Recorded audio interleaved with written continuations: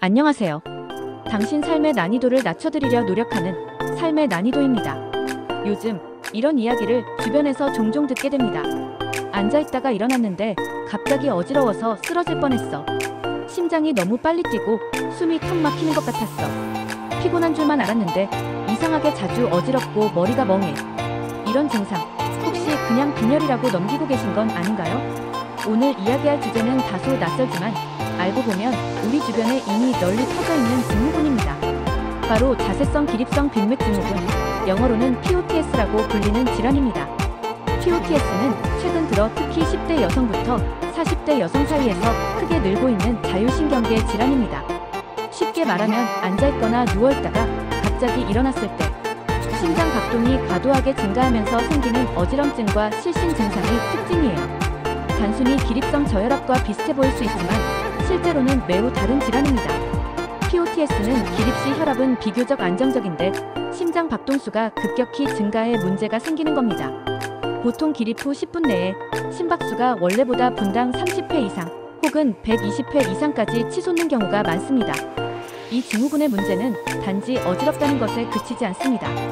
숨이 가빠지고 뇌가 맑지 않은 느낌, 집중력 저하, 피로감, 심한 경우엔 실신까지도 일어납니다.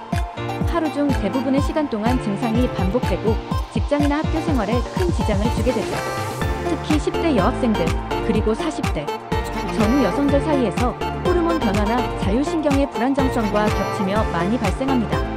최근 기사에 따르면 한 가족의 10대 딸과 40대, 엄마가 동시에 POTS 증후군을 겪고 있다는 사례도 소개되었어요. 어지러워서 아예 하루 종일 못 일어나는 날도 있을 정도로 증상이 심각하다고 합니다. 원인은 다양합니다. 코로나19 같은 바이러스 감염 후 후유증, 자가 면역 질환, 만성 피로 증후군, 심한 스트레스나 수면 부족, 그리고 갑작스러운 환경 변화 등도 POTS의 발병 원인으로 지목되고 있어요. 특히 최근 들어 젊은 여성 환자들 사이에서 급증하고 있다는 점은 의료계에서도 주목하고 있는 부분입니다. 그만큼 생활 방식과 현대 사회의 긴장이 이 질환의 유발 요인과 관련이 깊다는 뜻이기도 하죠. 하지만 많은 사람들이 이 증상을 단순 빈혈이나 체력 저하로 착각하고 넘깁니다. 병원에 가도 명확한 병명이 안 나와서 우울감을 겪거나 정신적인 문제로 오해받는 경우도 많습니다. 이로 인해 불필요한 정신과 진료나 약물 치료를 받는 사람들도 적지 않습니다. 그러나 POTS는 엄연한 신체적 질환이며 정확한 진단과 치료가 필요합니다.